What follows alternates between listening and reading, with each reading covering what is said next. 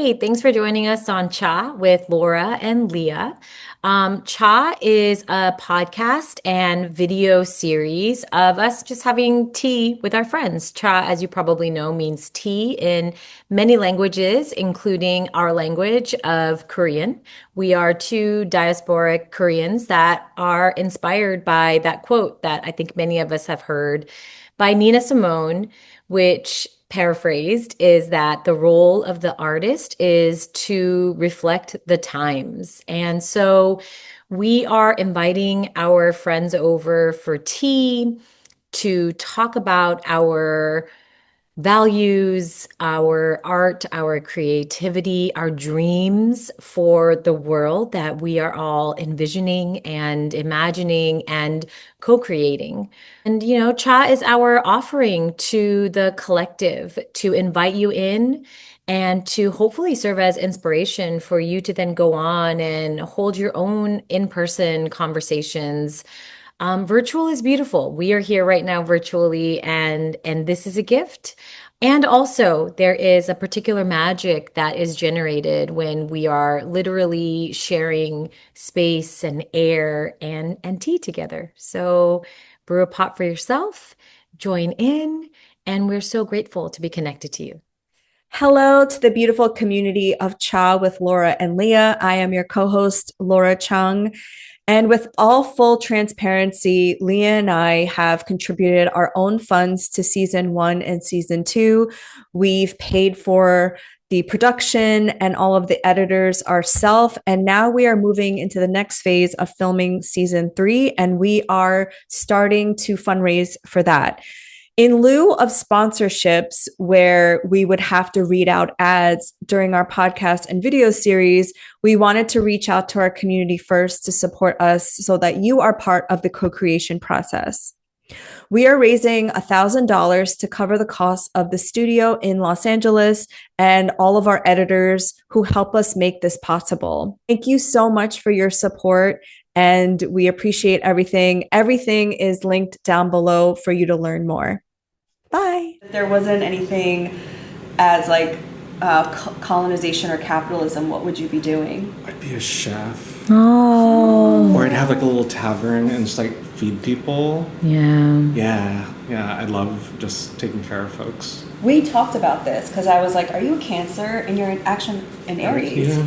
But the caretaking is so much of who you are. Even not even meeting you in person. You text messaged me, "Have you eaten dinner tonight? Can I send you money to get food?" And I was like, "Excuse me, who are you?"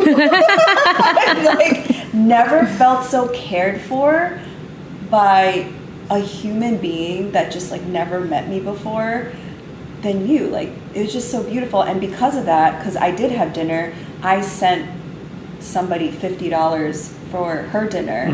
So it's like that act of kindness was multiplied. Did I ever tell you that? I don't know. I knew that. Well, you were very like, no, I'm good. I'm like, okay, cool. Wait, what was the context though? What did We met through a panel. I was starting to tell you, but then I got sidetracked. as we do? As I do all the time. But Juliet Diaz had this panel for her coven, right? And Kala spoke, and I think I messaged you or DM'd you saying how amazing you are, or I don't know what I was saying. And then then you said you lived in New York, and we were trying to figure out how to meet up. And I think that's when you asked me if I had eaten dinner. Yeah. It's just so Well, it's important. I'm just gonna get the kettle off. Yeah. No, it's so, I mean, like caretaking is so part of where we come from as cultures, right? Like collectivistic cultures are about maintaining each other.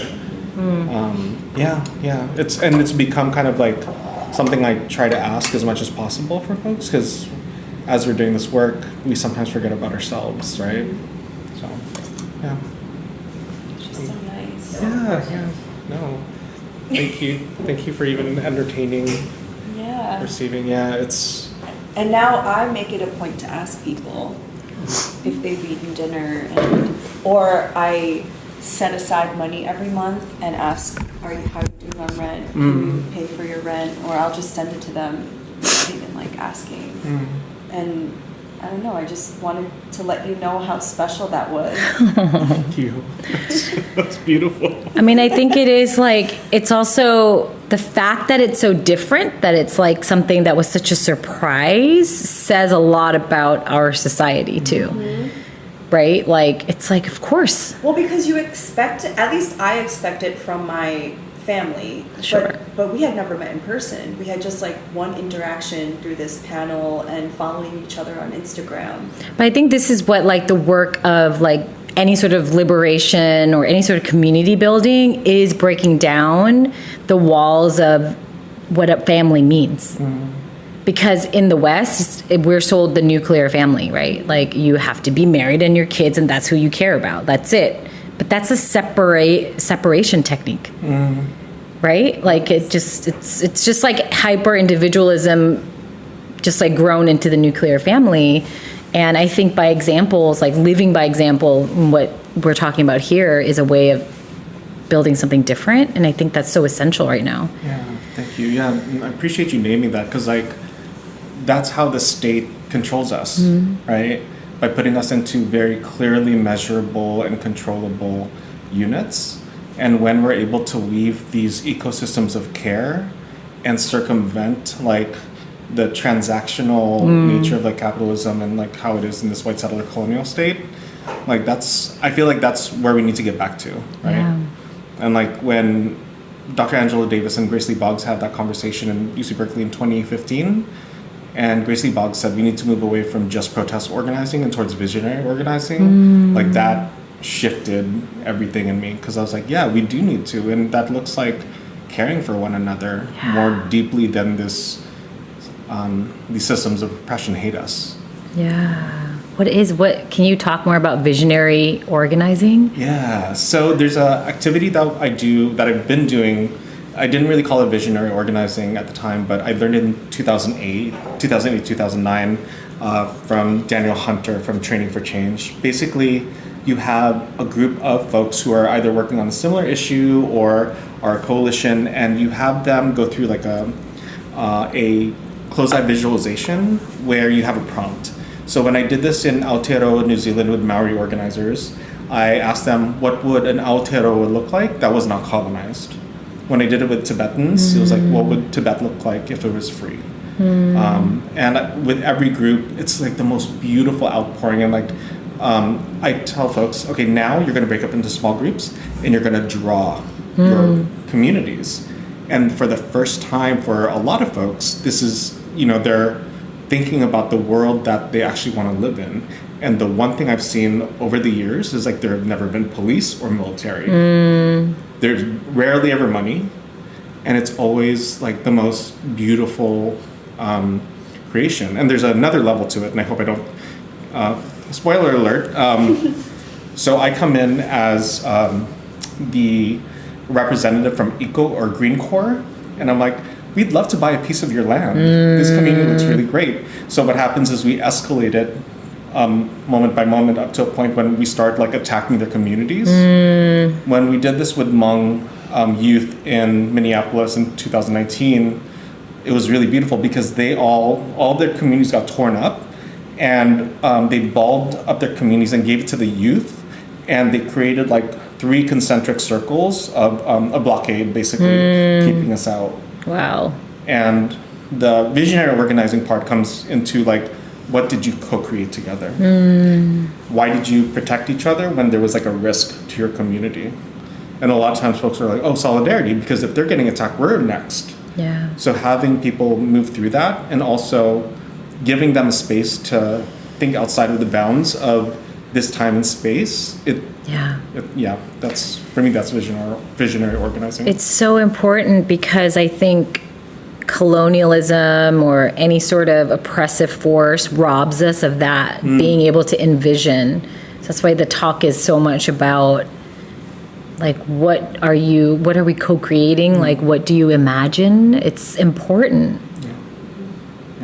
Well, you were talking about you did this work with minority in Aotearoa and Tibetans, but in the United States, we're all fragmented into our own, tribes. What do you think is going to be our common denominator for us to unite? One thing I've seen is like safety. When I did a version of this in Ferguson during the uprisings following the murder of Michael Brown, there was also, the prompt was like, what would a Ferguson look like that was safe?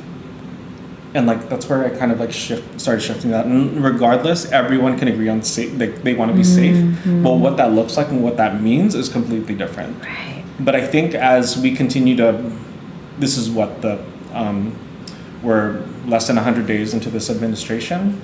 Everyone is feeling. I feel, and what I've seen is like a lot of communities are feeling the crunch, and like safety, care, collectivism is the antidote to that. And I think that's what folks are slowly understanding. And we saw that a lot in 2020. We saw that a lot with Palestinians showing us what it looks like to care for each other's, both outside of Palestine and within, right?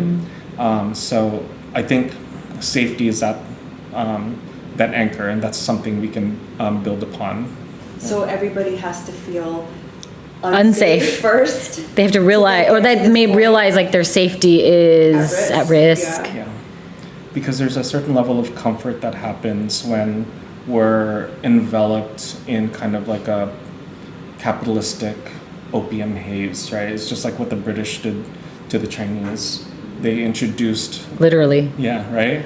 Like, so I think it's... folks are moving out of this haze and recognizing that things have not been normal, things have not been safe, and we have been on a,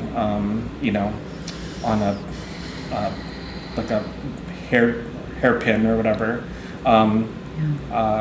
in the society where institutions are like falling apart before our eyes. As to whether or not that's a good thing or a bad thing, I'm not going to go into that, but I think that right now we have an opportunity to look at our communities and really think about what we want to build in the future, because no one's coming to save us, and we don't need anyone to save us. So you started getting involved in this work in, I know the exact date because I looked it up, August 8th, 2008. You were at the Beijing Olympics and you were protesting for a free Tibet, and maybe you can tell the story, and how did you know that that was what you wanted to do? Yeah, so it that was kind of like officially where what I shared, but like what happened in like the late 90s as a very old What Gen? We're Gen X. You're millennial, technically. Yeah, I guess. Yeah, I don't make the cut. I think barely. I was like, we're all... I'm happy to be Gen X. Yeah. Gen X. Weird Zennial. Zennials, I yeah. didn't even know that was a term until like recently. I didn't know till you used it like an hour ago. I was like, oh, okay, I Zennial. was like, I like that. I like that because I don't vibe with these like Gen X folks on We're TikTok. not like full Gen X, No. you know? We're Not just like Gen X light Yes. or something. We're like But chill Gen X. yeah. So it was, but you woke up to reality basically in the late 90s? Yeah, so in the late 90s... Was it because of the Matrix? No, Just no, kidding. but that like messed with everyone. Like that was, yeah, because I watched it recently with my 10-year-old. No, but like that is telling you what everything is. Yeah. Okay, but it wasn't the Matrix. You had more legitimate awakening. Yeah, it was, well, I was dealing with some stuff and had I was dealing with some life stuff and happened to walk by a Tibet protest. And just like any other indoctrinated Westerner, I saw like a Tibetan monk and I was like, oh, what a cute monk. Like, I was like, oh my gosh, my name could have been like, Chase or Brad. But Not Brad. I went up to him and I was like, oh, one day I really want to be a monk. And one of the Tibetan kids were translating, and he looked into my eyes, and I'll never forget it. And he looked at me with like a tiger would be looking out of like a cave. And he said, Tibet has enough monks, we need more activists. And I found out later this was Paulden Gyatso, who had been imprisoned for 22 years and had like the worst like atrocities torture on him, but he still was like active in organizing, and that kind of like shifted something in me, because like I was involved with like Filipino organizing, but it was like a lot of it was cultural, Right. and then this was like, I was like, oh shit, this is, where does this come from? So I did kind of like my own work and looking into it, went to a few more actions, and then felt kind of I was like, oh, this is a place where I could be of service. So from then till 99, I got trained up. In 99, I got trained up as a street medic by the Black Cross Collective right before the Seattle WTO protests, World Trade Organization protests. And then from there till 2008, basically prepared and trained to go into the go into the Olympics, go protest the Olympics. Protest the Olympics. Yeah. Wow. Yeah. Well, because it was in Beijing, right? In Yeah. 2008. So 888, was that the day it had started? Yeah. The first day of the That Olympics? was the opening ceremonies. Was it I don't remember. I was so not in that headspace to even pay attention or find it. Obviously, mainstream media is not reporting on No. protests anyway, but what was that? Was there a huge turnout? It was huge, and like the people in Beijing were absolutely lovely people. They're like super excited and super like proud of their. Oh my God, I was there. Were you there? Yeah. I'm just realizing. I'm like, oh my, because I lived in Hong Kong from 2007 to 2010.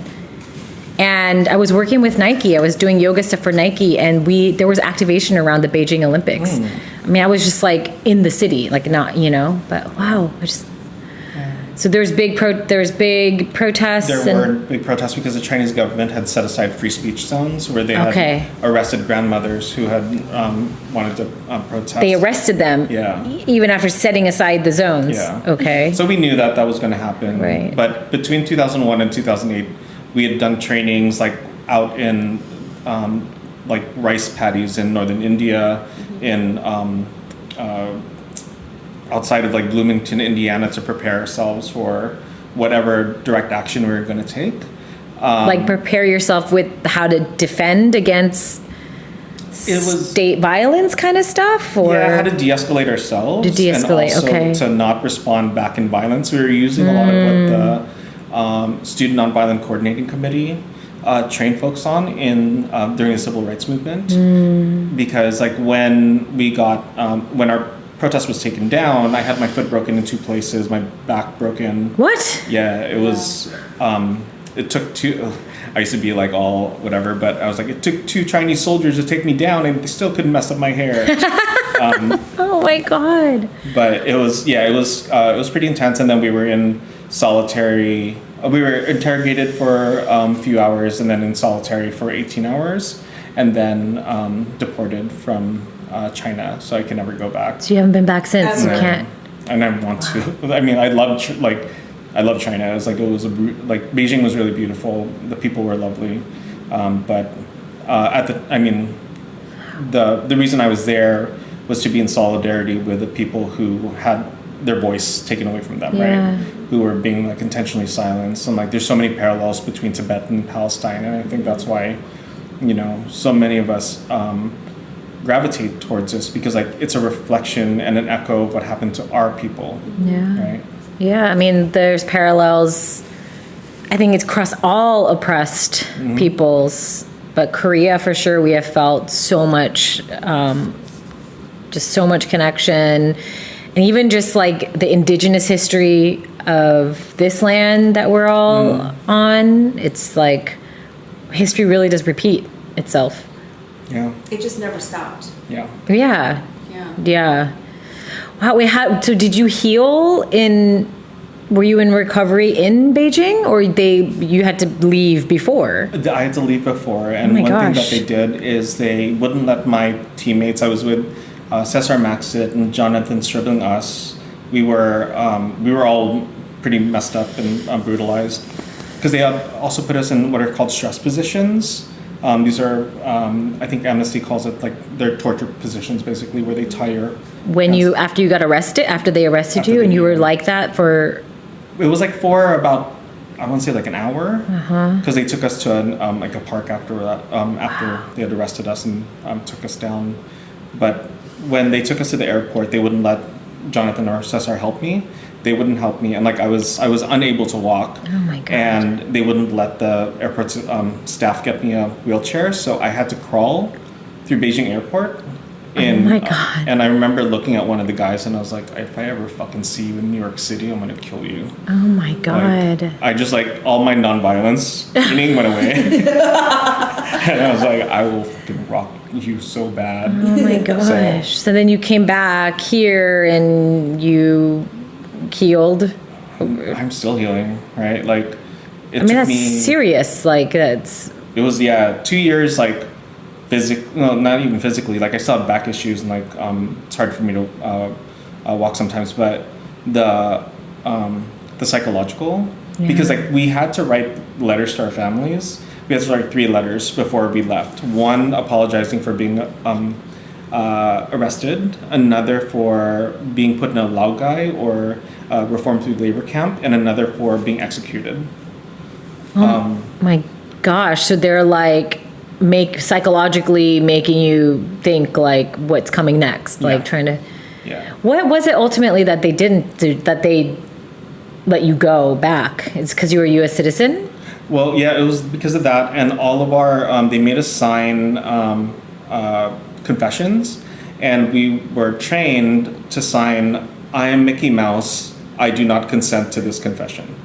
In English, like in English? In English, yeah. So they had let us go. They got as much information out of us as possible. Yeah. And then they deported us. All because you were just raising a flag and chanting Free Tibet, right? Yeah. Like that was how threatening y'all were. Yeah. Damn. And instead of retreating in fear, you went deeper into this work. Yeah, because like I recognized that we didn't have the infrastructures of care, and we didn't do I could have done, because I was part of the organizing team, I could have done a better job of providing folks with more information to make an informed choice. Because I asked some folks that were going to go to Beijing or had taken part in some actions, and they're like, I don't think I would have done that again had I known how that would be affecting me now. So a lot of our work now with Nonviolent Peaceforce and before with Across Frontlines is how do we build in consent when it comes to direct action. And when we talk about organizing, how do we make sure that safety is not as an afterthought, but rather first and foremost, and woven into the strategy. When you were speaking at Juliet's panel, and even when I read your Instagram posts, there are so many things that you bring up that had never entered my mind. Like I've been to many protests throughout my life, and I have to say I've been very unprepared. Because oftentimes I just show up. Yeah. You're like, I'm ready to fight. No, literally. You're like, bring it on. And like now I'm like, damn, I need to take more of this into consideration, you know? Yeah. I think it's very, that's how patriarchy shows up in our movement work, right? Because like safety and care work is seen as less than because it's tied to that which is feminine, right? And like it's always kind of like put to the side, and the folks that do so much of the labor are women, femmes, trans folks, non-binary folks that are constantly checking in on one another, doing the aftercare, doing the unseen work, and also all of the work on the front lines as well.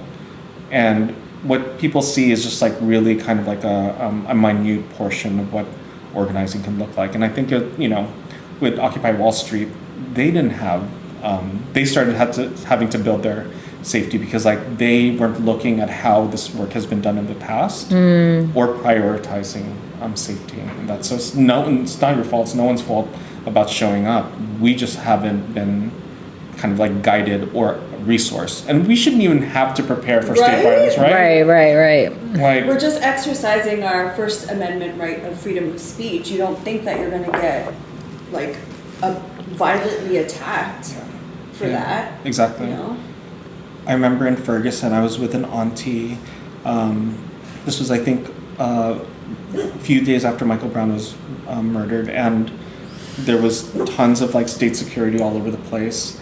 and there was like a reporter that got hit with tear gas and pepper spray, and me, the auntie, and another community member were clearing out his eyes and his mouth with water and Malox, what we used at the time. And then I remember us like kind of like taking a moment after that happened. It's like, why the fuck are we doing this? Like, why do we have to do this? What world are we in where we have to do this? Yeah. So it's a really unfortunate reality, and knowing that, I think that's what compels me to make sure that folks are able to enact their human rights safely. So does the current level of violence that we're seeing in response to people standing with and speaking for Palestine not surprise you at all? No. So it's like, you're like, it's going to happen. Which is why you do what you do. Because you're like, I know people are going to go out there and this is what the response to them is going to be. And so you focus on like how to empower people to be as safe as possible. Yeah. Because it's always been like that. I'm surprised because I was not involved in this world at all. Like, Well, I've never been to a protest. I've Look never. at the civil rights movement. They were hosing down Black people just because they were trying to get rights.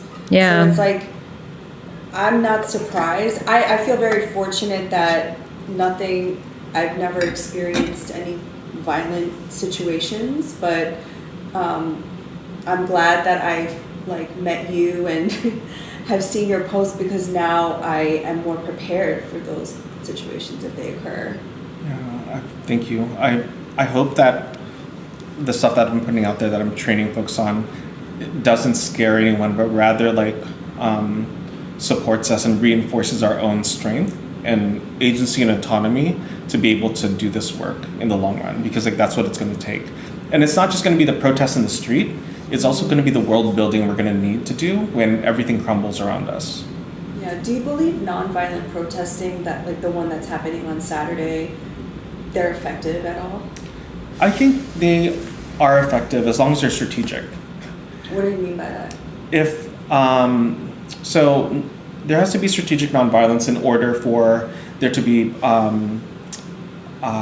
any real change, right? So if there isn't a goal, like if there like a expressed goal, like for instance, if the goal is to gather as many people as possible to demonstrate people power, that's totally fine. But if it's just to like, let's all get out into the streets, we've been doing that for a long time. Yeah, yeah. Right? And I think at this point, we need to be able to level up. There needs to be a entire suite of tactics that folks are able to engage with. But the reason that I always talk about nonviolent resistance as something that's effective is because like it has very few barriers to entry. Like everyone can take part in it in a whole host of different ways. Yeah. Because I'm always like, how effective could it be if the Washington, D.C. Police Department know about it In advance, yeah. You know? Yeah. Or you have to get permits and stuff. Yeah, permitted marches. I mean, they're basically parades, and that's Right, okay, right. Right. Like if the point is to bring people out, Right. to inform, spread awareness, to build coalition, that's totally fine. There's a different. There are different tactics that some people consider as violent because they destroy property. I don't consider that as violence, and everyone needs to think about what is nonviolence and violence to them, what is acceptable and unacceptable to them, Right. or what's strategic and not strategic to them. Because I remember in 2020, Black folks were being yelled at by white folks in the street I remember that. for The BLM. Yeah. for being angry, righteously angry. Right, like that's so It's violent. but it's Like is what? burning down the plantation violent when you are being enslaved? Exactly. I don't Exactly. think so. Yeah. So it's interesting whenever I hear the violence versus nonviolence. It's usually folks that haven't interrogated it a lot for themselves as well, and that's kind of like an invitation. Like, let's figure out what that means. Well, I think we're all brainwashed or propagandized to be like, violence is bad. Like, you don't do that, right? Like, you just. I've never believed that. But like, we're like, you just follow the rules and you be a good citizen and the police are there to help you. Like, I think this is the lie that we grow up in. And so we think, if I'm not going to be violent, nobody will be violent to me. Meanwhile, all the systems are being violent to all of us.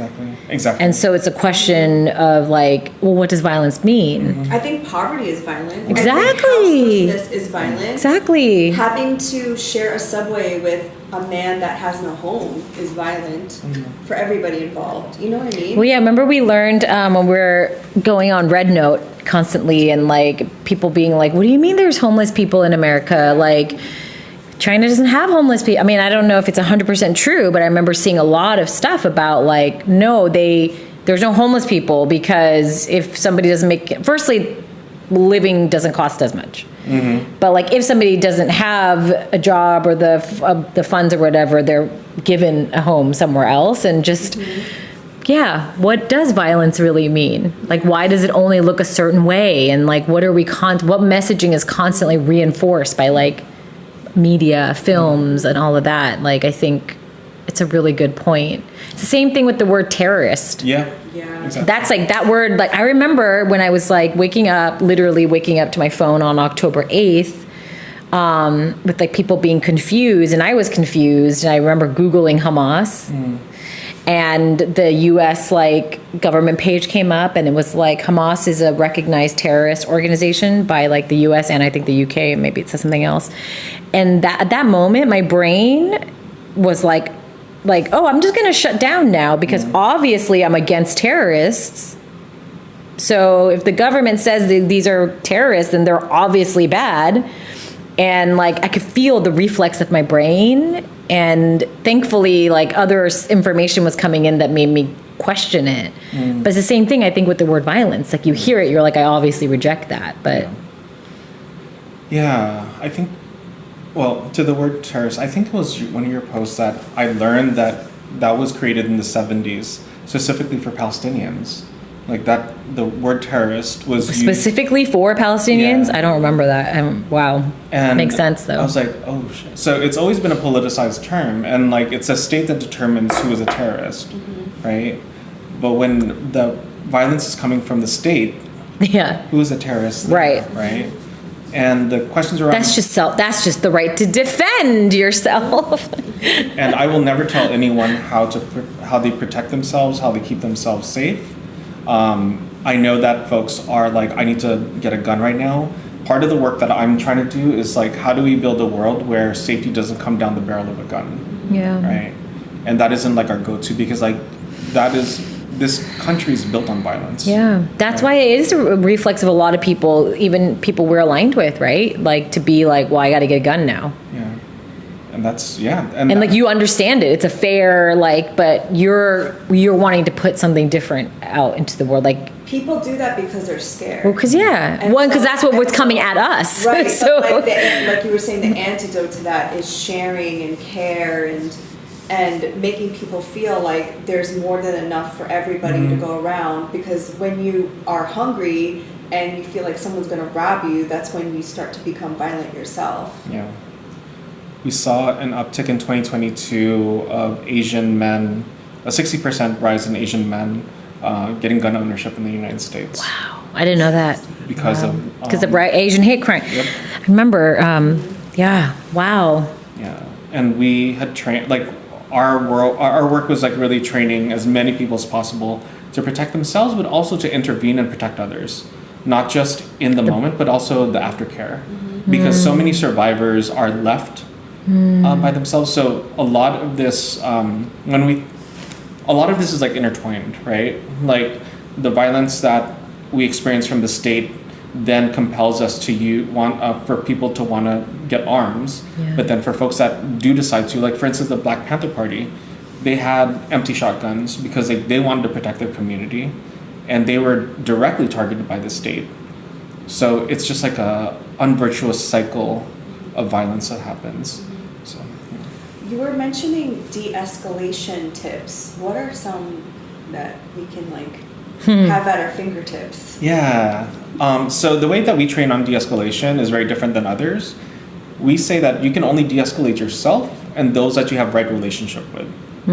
I can never de-escalate a cop. I can't ever de-escalate a soldier, a white supremacist. But what I can do is to get into a state of regulation where I'm cool, calm, collected, connected, and can think about what is the next thing I need to do. So what I want to like invite folks to think about is before going to a protest or an action or even like leaving the house, like what are your activation points or what are your like triggers, right? When it comes to that scenario. I know for me, because of my time in Beijing, one of my my activation points is seeing a East Asian in a police uniform or a uniform. That gets me into like my fight, flight, freeze, or fawn. My anchor points are the things that ground me when that happens, and I'll share with my team when we're on the ground. If you see me getting escalated, I give you consent to put your like hand on my shoulder or make eye contact with me. So doing a lot of the internal work first is really important, because like when you're on the ground and everything pops off around you, you need to be able to have a clear head to protect yourself and others and to get out of that situation. So yeah, de-escalation before looks like knowing yourself. De-escalation during means having your head on a swivel and like having your situational awareness on at all times.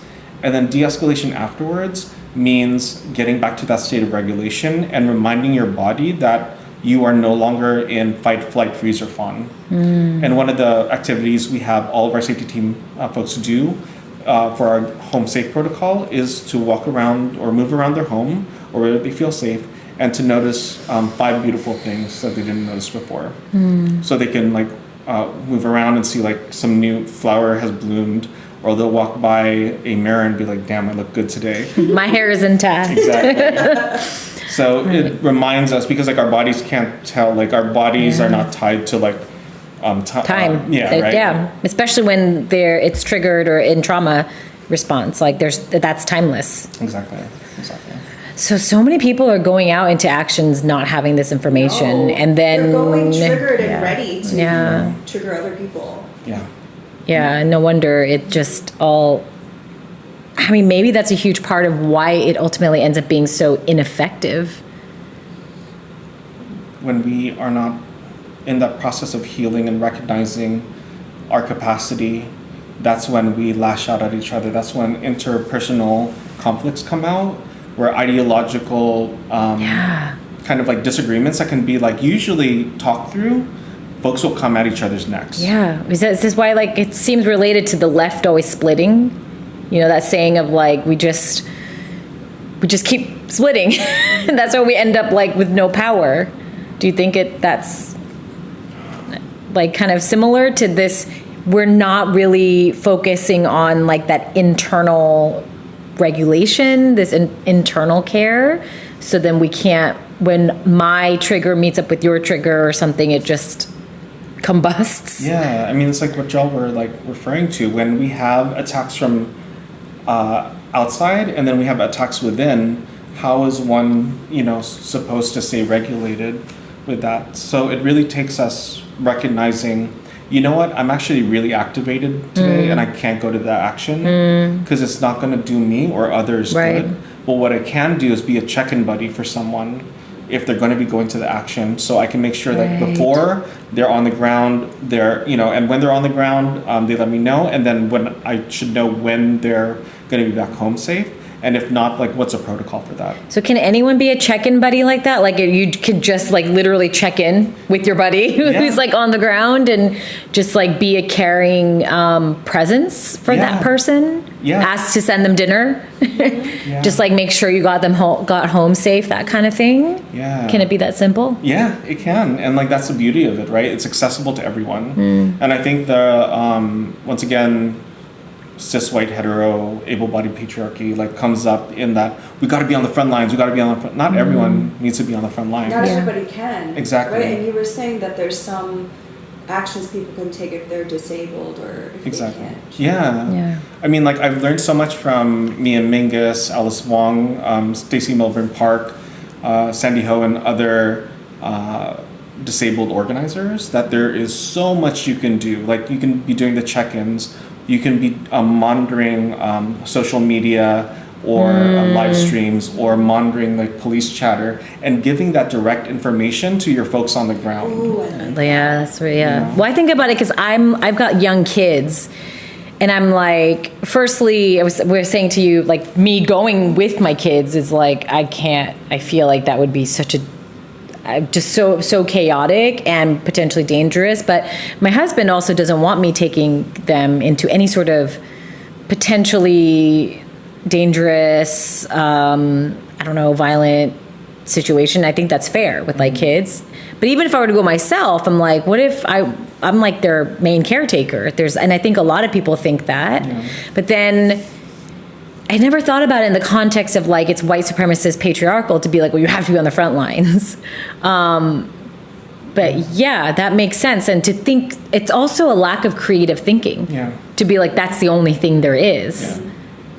And we're seeing that again, going back to the fact that like, is it even moving the needle? Like it's showing solidarity, great, but we've been doing it specifically in respect to Gaza for 18 months.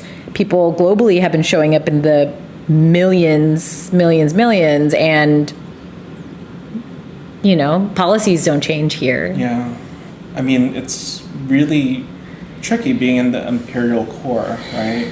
Because we are both at the same time, we are beneficiaries of this oppression, and we are also stark advocates to end it. Yeah. Right? So I think right now, especially when we're seeing everything fall apart around us, part of what Grace Lee Boggs and Dr. Angela Davis calls us to do is that visionary organizing. Yeah. What is the world that we want to live in, and what do we want to build towards? Because once we have that as our guiding constellation, that's how we can move forward together. Yeah. Right? Yeah. Like, I was sharing with Leah that I have been to many Palestine protests, and I have realized that the organized ones where, you know, you have to inform the NYPD and, you know, all these things aren't actually, you know, in my mind, they're not actually there for any kind of real action, but the people in my life who've never done anything for Palestine are going to that march this Saturday. I'm like, do that. Yeah. Like, you need to actually feel like you're a part of something. Yeah. I feel like it's a good gateway for people who haven't done anything, because at least, like, those I've seen kids at, like those marches and stuff. So I feel like it's a good gateway. Yeah. Right? Yeah. Like, that's for people.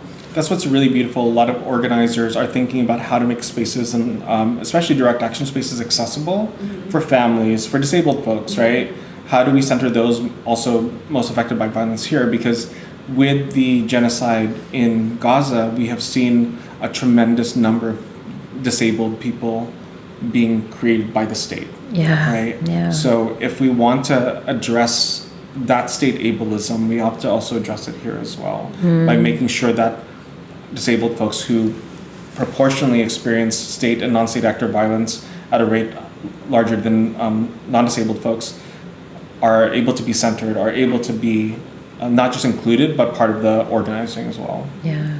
You said one of the most important safety tips, this was one of your videos that I watched, was building intentional relationships. Can you expand on that? Yeah.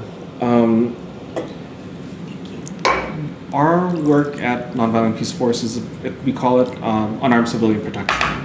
And whether it is in South Sudan with women's protection teams that are protecting other women to get from the IDP camps to sources of water, or whether it's here in the US, keeping Black trans human rights offenders safe, intentional relationships are the glue that keeps that together. Whether that's within the safety team, whether that's with your safety buddy, or whether that's with the community. Because what we do is we need to make sure that our relationship with the community and organizers and folks that are going to be where we're showing up has to be unimpeachable. They need to know that we're there for them, and that this isn't a transactional relationship. And it looks a whole host of different ways. And it also means kind of like, maybe if folks are like, how do I implement this in my own organizing? Find someone who is by themselves at an action and be like, hey, do you need support right now? Just like that one question, right? Like, there's so many people that are coming out that, you know, maybe the first time that they're like, I need to do something, that's just like one step. And for the folks that you are showing up with, how do you care for each other afterwards? Because it isn't, it shouldn't be like, okay, everything's done, y'all are on your own. Right. Like, what does that decompression look like as well? Because as Adrienne Maree Brown talks about fractals, what we do at the small reflects societally, right? Yeah, I was just gonna say, like, what about places where they don't have people like you? Like what the places just scattered through the country for sure, where there are people that care and they're trying to do things, but they feel like they're alone. Or, I mean, how do they? I guess they just have to start building it. Like each of us has to start building it ourselves. Yeah, I mean, I'm not unique by any means. Like there are so many people that do the work so much better than I do. If you look at folks in North Carolina or in Appalachia, like they've been doing care work forever. If you look at, I'm thinking about like the Black aunties in Ferguson, like there are folks with deep knowledge that know how to keep themselves safe, that have that, even if it's not like the technical expertise in protests, right, they know what it means to be targeted by the state and such society, and they know how to kind of like extol those lessons to others. Yeah. So if you're feeling like you're alone, one, start building, start creating your own group, or get tied into an already pre-existing infrastructure, because they're all over there's so many all over. Yeah. Have you seen that video that's been circulating around? I think it's Lincoln, Ohio, or somewhere in Ohio, where it's a predominantly Black neighborhood, and these like Nazis were like raising their flag, and then the whole town came together and essentially like shoot them away. Yeah. It's like stuff like that I think about all the time. When things like this happen, I think it forces people to come together and protect their community. I think that's why I was saying if we were to do that beyond our, we're all Asian here, beyond our ethnic backgrounds, the common ground would be safety. Yeah. And like as you saw, right, like as we saw with our, and looking at that video, like folks came out of the woodwork and were already ready. Yeah. Right? For communities that have historically been attacked, they have the wisdom. Unfortunately, they have that lived wisdom. They have that ancestral wisdom and those ancestral technologies, as do we all, right? Our communities and our people survived through colonization, genocide, occupation, and we carry those forward. So it was like to me, that showed like we cannot accept fascism when it happens. We cannot sit idly by and just watch it happen as if we were viewers. We can't just be silent. We need to actually do something. And doing something doesn't just mean being on the ground, right? It could mean like having, going to your kid's school and having like a facilitated conversation. I don't know, about like. Oh yeah, I'm like, all the time. I'm that person at school that everyone's like, why does she want to meet with me? I was like, hey, do you want to talk about what's happening? Yeah. How's that gone? I've had to change tactics a little bit, I feel like, because people are scared. People are scared, and when they're parents, they're scared for how things may impact their kids. Yeah. And I'm like talking even really light, like stuff. I mean, it's not light, it's important, but even just like trying to protect DEI, which like DEI is like as a whatever it's proclaimed to be is not it, but it's like also one of the only things officially that schools and companies and other organizations have that they otherwise wouldn't. And we're obviously seeing a huge divestment throughout the country. And it's happening within like my kid's school. Yeah. And it's like, we're in Brooklyn. It's meant to be like a very liberal, progressive school. And I originally was like, obviously everybody is going to want to protect it. But like families of color are scared because they already feel like they barely got their kid included in these spaces that they feel are safer than where they were. And I understand that. And so it's been a bit discouraging, to be honest, because I know they have the values, but like they don't want to say anything to the school because they are like, they don't want to lose tuition aid. They don't want their kid to be singled out. And it's so insane. Like what, just because you say you want to stand with like diversity and equity and like everyone being included, that's your fear, but it's real fear. There's evidence for that. So I've been like changing my tactics and, trying to get more white families, honestly, just to put it bluntly. Because the number one recipient of DEI is actually white women. Right. I mean, I didn't like actually know that until I was like, wait, what? That's also why they want to get rid of it, because they want white women to stay at home, birth their white babies. It's all be a trad wife. Like, yeah, that's why the trad wife thing is like weird dystopian plan. Yeah.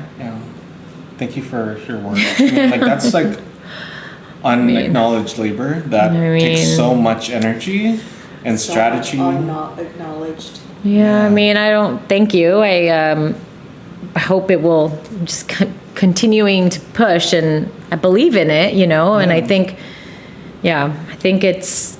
We need to get more people. I need to get more people of like conscience to understand we need them. Yeah. Because I think a lot of it is like, oh, everything's fine. Everyone's fine. Like in our neighborhood, we're fine. Or in our school, we're fine. And like, that's just not true. Yeah.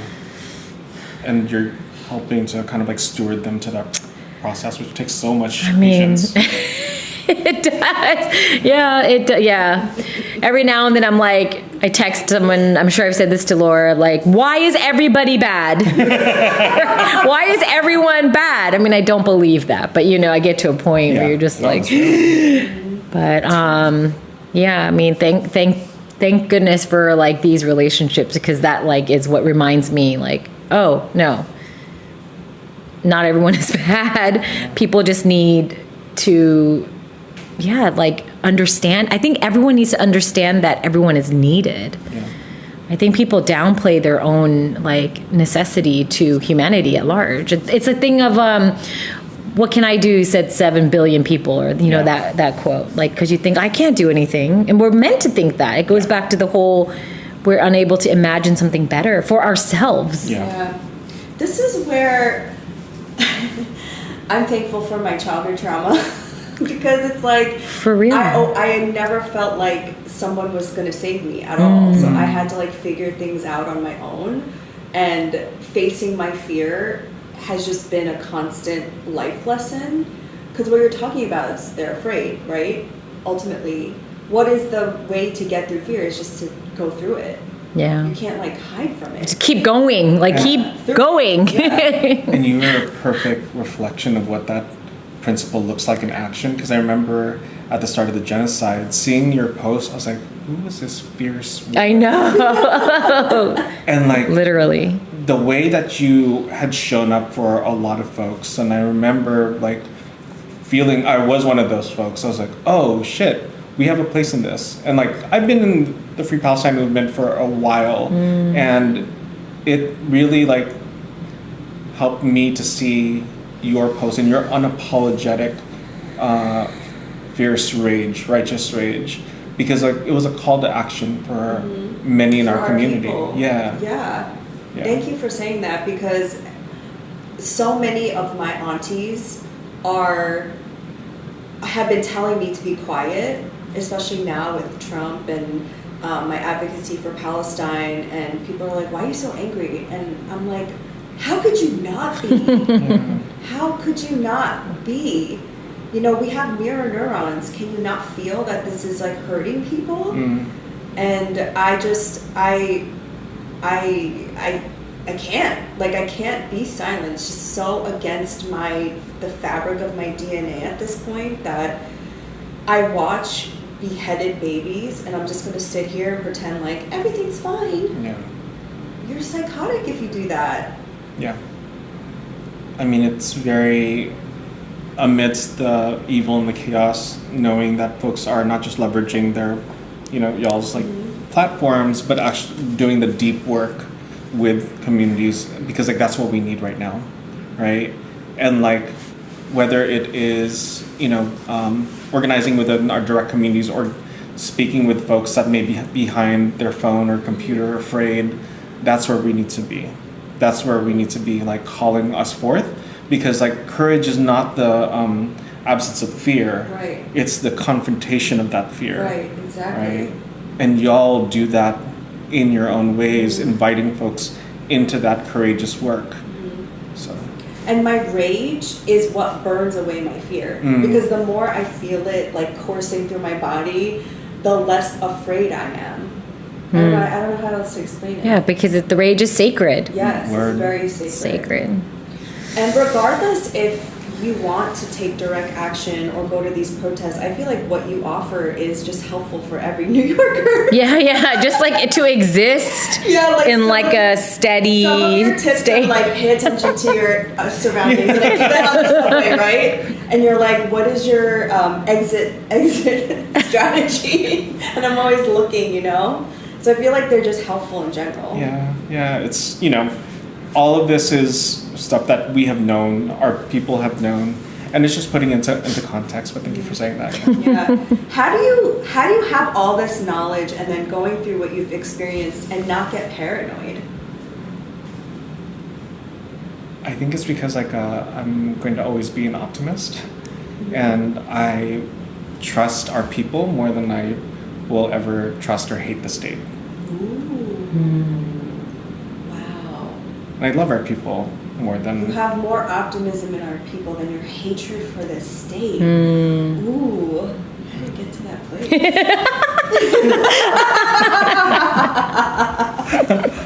Yeah, I mean, like we see it every day, right? Like there's moments where will see someone helping someone else, and I always get like emotional. I know. It's like, yeah. Yeah, because like I remember during at the start of COVID, I was part of like a mutual aid group that was trying to get medication to Filipino elders, and then I just put out a call on my Instagram, and then I remember a few folks who I'd never met before were like, "Yeah, I can go to the Elmhurst Hospital," which was like the epicenter at the time.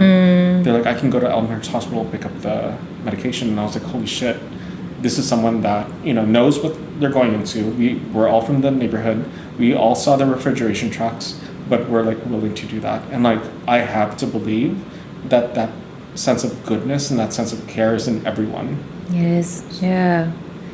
It is, and I think it's a really interesting call to invite people into that goodness within themselves rather than, or maybe in addition to, another tactic, which is the shaming of like, people do that, right? Like how can you be a settler in, on your stolen land and like not do anything when you see beheaded babies? How dare you? There's that route, which that comes from the ego, I'm firstly. not perfect. I do that sometimes. No, but it is a route. People need it though. It is. And it is something that like, I was like, wait, what? What's happening to babies? Like I truly didn't know. And so for me, it did wake me up in that way, but I don't think it can sustain work of care for the collective, because that's coming from like shame. Like even with mothering, it's so, yeah, I can't shame my kid into doing the right thing, because then his ego is going to react defensively to mine. He may choose to do the right thing just to not be shamed by me, but it's not coming from it's not like really an embodied understanding. Whereas the call in to one's own goodness, that's just going to like produce more goodness, because you're like, oh man, I felt really good helping my neighbor, taking this risk or whatever for another person. And like, you can encourage that without ever saying genocide, without ever talking politics even, because I think that can be this like, we're at this point now where people who aren't awake are like actively resisting being awake to what's really happening. So I think about those people a lot, because there are more of those than there are of us. But I think those people are good. but I think they're uninformed. They're like propagandized. They've been robbed of their humanity, frankly, and their ability to imagine, to think creatively, and all of that stuff. So how do we get through to those people? And I think this invitation to just be like a basic good person, good human being. I think of what that can cause to bloom. Yeah. I think that's really powerful. You can't really teach people that though, or you can lead by example, but I'm assuming that the people that helped you out were also Asian, Filipino? I'm sorry, help me out. For back in Elmhurst, like the hospital, yeah. And I think Right. that's innate in our culture. Yeah. It's collectivist. Yep. Whereas white Americans, I feel like, are lacking that collectivist, you know? Yeah. I don't know. That's just my experience. They've been cut off from their ancestors. But that's the thing, though. It's like, it's so sad, actually. And the ones that haven't been cut off from the ancestors tend to, what do you call it? Honor like them too much, like the slave owners and the Confederate. Yes. Right. So it's really interesting how like that has occurred, and like Right. that's why I invite my white allies. I was like, go do your white people work. We've supported you enough. And to your question, like, how do we do that? It's by building kind of like that layer of allies to go amongst your people. Yeah. Malcolm X said this to white folks, Yes. right? Like, don't come organize with us. Go into Yeah. your communities. And I think that needs to happen because like what I've noticed in my time in doing this work is like white folks will love to show up in BIPOC spaces and be like, look how great I am. I was like, And take up space. exactly. Yeah. I was like, do that in your community. Yeah. But I think that's why white people are.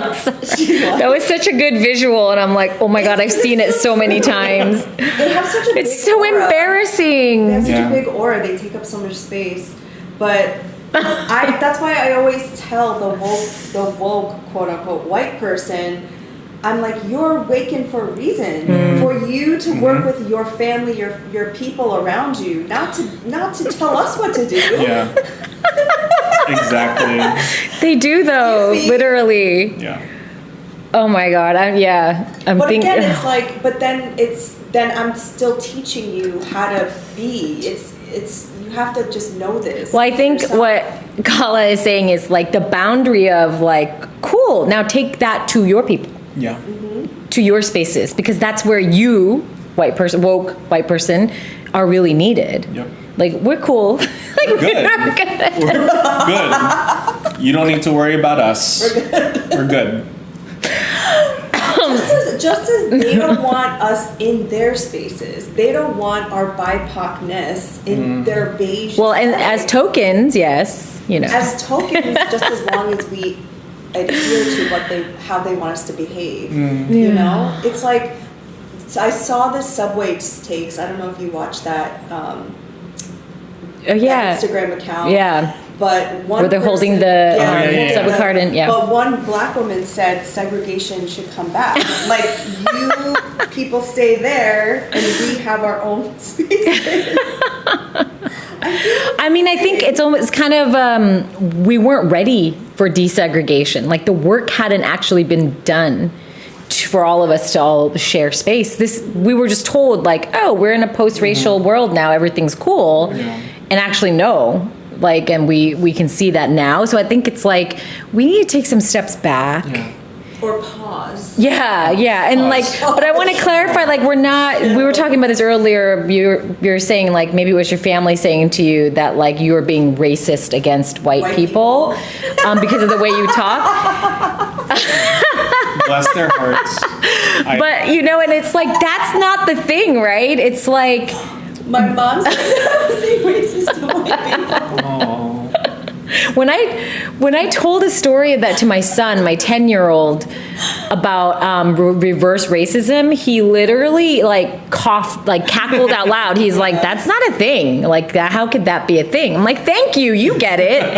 But if it was a thing, I feel like I would be doing justice, right? I would like reparations for our people. When I would tell Laura about some people, one of her first questions is, "Are they white?" I'd be like, "Oh, blah blah blah. Maybe we'll meet with. Are they white?" Yeah, that's real. Oh man. Should we do the rapid fire questions. Were you born in New York? No, I was born in Manila, Philippines. Ooh. Okay, so wait, when did you move? Yeah, how like long as a did you- like under 5 years old kind of thing. Yeah, 2 years old at the height of the Marcos regime, People Power Movement, 82. Yeah. Wow, 82. That's when I was born. That's like So- Kim's like that. Yeah, Kim also Sayera, was born born in Manila. I think she's also born in Manila, right? Yeah, moved as a baby, maybe in year 1 or something. Wait, I just did her natal chart, so I should know when she was born, but I don't remember. And So- what do you like? What is your definition of a New Yorker? Oh. Someone that is kind but not nice. That is so good. That's so accurate. Somebody that's kind but not. As a Californian, former, I can attest to that. I yeah. thought it was if you're mean but you're actually nice. No. Yeah, it could be Kind that. of similar. I think it's the same vibe. Mean and kind but not nice. I think of like the fake LA person as being nice, and then like the New Yorker doesn't have that niceness, but will like pick up my stroller Yep. out of a puddle and help me across the street, which Yes. like has happened. Yeah. You know, but without the like, oh my god, da da da da, with Like it. the fake facade. Yes, yeah. Let's take a video of this so I can show my friends. No, New Yorkers are like, get out of the way. What do you need help Right, with? yeah. You just give me yes, yeah. But they'll help. But the help is given, Yeah. which is the thing. Do you know your sun, moon, and rising? I don't. Well, you're in Aries. Yeah, I know I'm Aries. I don't know the rest. Yeah, you need to know your birth time. You know Manila, but you need to know your birth time. 8:30 a.m. You're born 8:30 a.m. Oh, but you don't know When is your birthday? April 19th. Oh my gosh. Okay, so you're late Aries. Yeah, right on the cusp. Yeah. With Taurus. Ooh, Yeah. might not be an Aries. We'll see. Does it matter on the year? No, that's the Chinese calendar, right? Well, it depends on the time. Oh, exact time and location will determine. Yes. Right. Interesting. Okay. Do you have? Well, you already answered. One of our questions was actually like, if there was no such thing as capitalism and colonialism, what you'd be doing, and you said you'd be a chef feeding people out of a cute tavern. Oh my gosh, Filipino food. Ooh. Do you have a favorite This is the next Filipino follow-up we need to do. Is like a potluck Yes. meal, like, and food from our like cultures kind of Yes. thing. Yeah. Oh my gosh, my dad's adobo, my mom's pinakbet, which is like a vegetable stew. Yeah, I mean, like I'd make I love Filipino food because like I feel like it's our soul food, right? Like, yeah, folks like sit down. It's very chill and delicious. But yeah. Do you have a favorite Filipino restaurant in the city? Yeah, Renee's Kitchenette in Ew. Queens. Ooh, Renee's Okay. Kitchenette. Yeah, it's kapangpangan. It looks like a hole in the wall. It's always packed. They have like the best food because like they come from the region of the Philippines where the best cooks come from. Ooh, what region is that? Pampanga, which is in Luzon. Okay. But some other Filipinos are going to fight me for that. So, yeah. Don't add it. Do you have No. spicy food in? Oh, there's spicy food in the south. Everywhere in the south, right? Yeah, that's Well, because it's hotter in all of Philippines is hot. yeah. I was gonna say it's hotter in the south. Why is it a thing? Korea, our South food is- spicy. in the huh. South. Interesting. Yeah. Colonialism. Yeah. Everything is colonialism. Yeah, no, the Spanish, The answer- Americans. yeah. Yeah. That's true. Yeah, the folks in Mindanao in the south have like a really delicious, like their food tastes like Southeast Asian, like Indonesian, Malaysian. Yeah, yeah. What's another question? I feel like there's one on the tip of my tongue and I I can't. am single. That's the main purpose of our show. That is the main purpose. Painfully Our single, yeah. dating for This is the start.